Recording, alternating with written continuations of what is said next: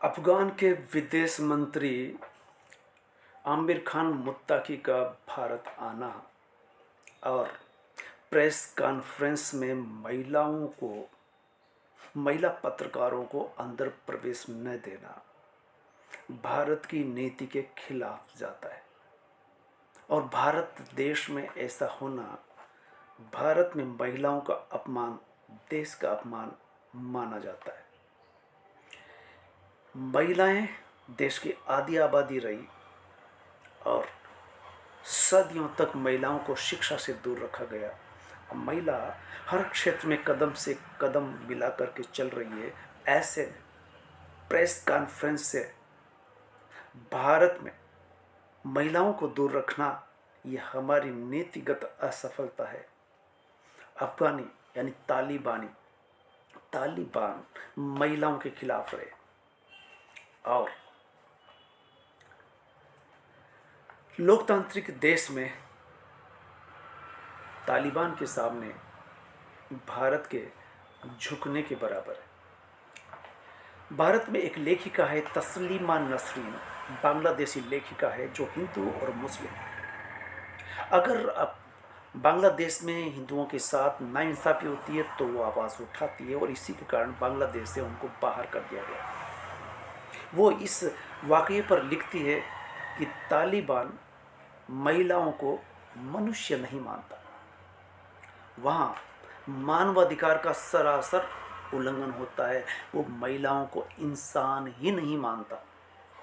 उस तालिबान के साथ आप गले मिल सकते, हाथ मिला सकते, मुस्लिम देशों के प्रमुखों से आप गले मिलते हैं। ये भारत की एक वो नीति कि भारत में आए दिन छुटभैया नेता से लेकर के पदों पर बैठे हुए नेता अक्सर उल्टी सीधी बयानबाजी करते हैं। यहाँ तक कि मुसलमान, हिंदू इस तरह की बातें जिसकी की ज़रूरत नहीं है वो भी बेवजह उठाई जाती रही। और एक ऐसा माहौल जो समरसता को तोड़ता है, खास करके गांधी के देश में। गांधी ने क्या कहा था? गांधी ने साफ साफ शब्दों में कहा था कि हिंदुस्तान में मेरी दो आँखें हैं, दोनों आँखें, एक मुस्लिम और एक हिंदू, और वो बराबर यहाँ रह रहे हैं। वो उनको बराबर यहाँ रहना वोट का अधिकार है, नागरिक अधिकार है। फिर आपकी बयानबाजी का मतलब क्या है? दूसरे मुस्लिम कंट्रियों में जब जाते हैं विदेश मंत्री या पीएम मोदी तो उनसे गले मिलते हैं, योजनाओं में शिरकत करते हैं और कई तरह के समझौते होते हैं। तब क्या कारण है कि इतनी घटिया राजनीति जिसमें मुसलमानों के खिलाफ बोल करके मोहल्ले में रहने वाले लोग, समाज में रहने वाले लोग, उनके मन में जो बेवजह की नफरत या सांप्रदायिक सद्भाव बिगड़ता है, ऐसा माहौल क्यों कर बनाया जाए? आरएसएस के भगवंत कहते हैं कि मुसलमान भी जरूरी है। जब चुनाव आता है तब बयानबाजी पलटी मार जाती है। तो ऐसा क्यों कर होता है? ये नहीं होना चाहिए। महिलाओं का अपमान देश का अपमान माना जाएगा। दिल्ली में तालिबान मंत्री से हाथ मिलाना या किसी भी देश में जाकर के जब हाथ मिलाते हैं या गले मिलाते हैं, तालिबान अफगानिस्तान का मुसलमानों का वो खतरनाक चेहरा है जो भेदभाव पर आधारित है। महिलाओं के साथ जितनी नीच हरकतें वहाँ होती है, इंसानी न मानना, बुर्कों में बंद रखना, पढ़ाई न करने देना, शिक्षा से महरूम रखना, घर से बाहर न निकलने देना, और वही अफगानिस्तान है, वही तालिबानी है जहाँ से एक लोकतांत्रिक देश में पहली बात तो तालिबानियों का आगमन ही नहीं होना था। और वो तालिबान जहाँ बामियान में 5वीं सदी की बुद्ध की बनी हुई मूर्ति, तराशी गई मूर्ति को डायनामाइट से 2001 में उड़ा दिया जाता है। वो संदेश साफ था कि उनको बुद्ध की ज़रूरत नहीं, बुद्ध के विचार की ज़रूरत नहीं। हम बंदूक की गोली से बात करते हैं और वहाँ हिंसा लगातार फैलती है। लोकतांत्रिकता नहीं है। वहाँ सैनिक शासन है, और सैनिक शासन कई देशों में, लेकिन वहाँ विद्रोहियों ने एक लोकतांत्रिक चुनी हुई सरकार को गिरा दिया जाता है और तालिबान कब्जा कर लेते हैं।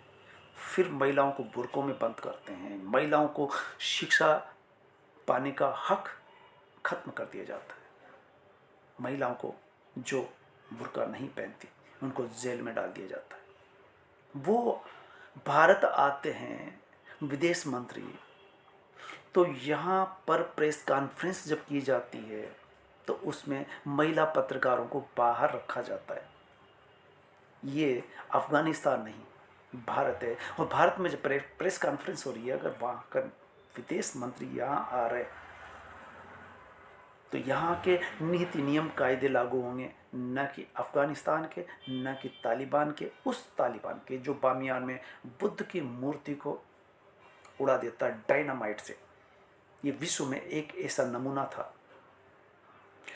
वो मूर्तियाँ जो बनाई जाती है वर्षों की साधना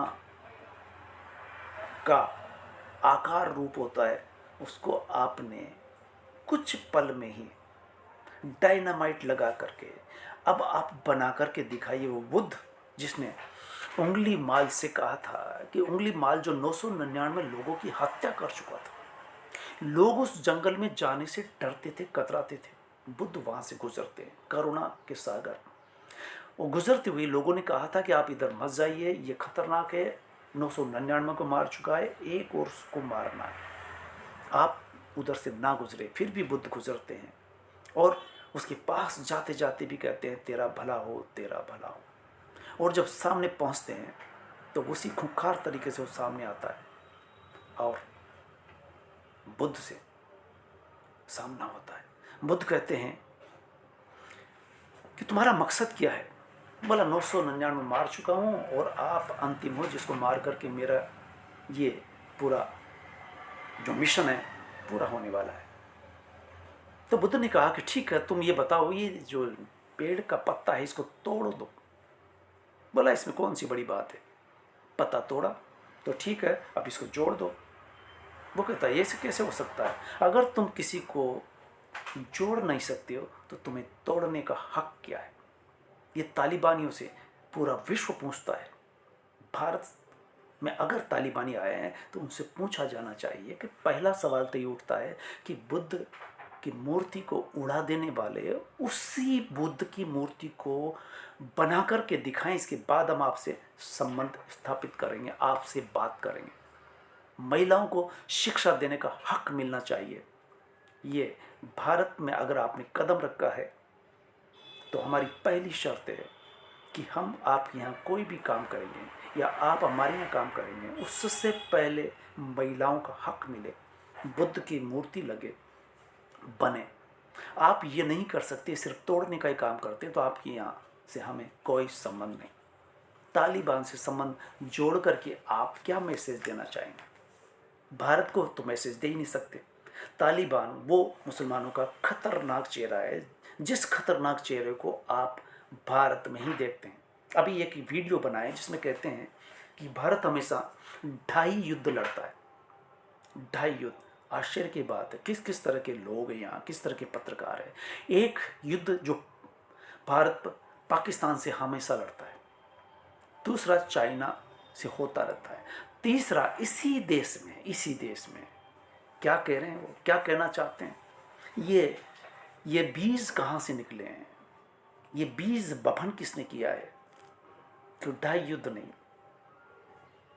पहली बात, तालिबान से भी आप संबंध स्थापित करते हैं, सऊदी अरब जाते हैं, तुर्किस्तान जाते हैं, गले मिलते हैं, हाथ मिलाते हैं, योजनाओं पर, कॉन्ट्रैक्ट पर साइन करते हैं।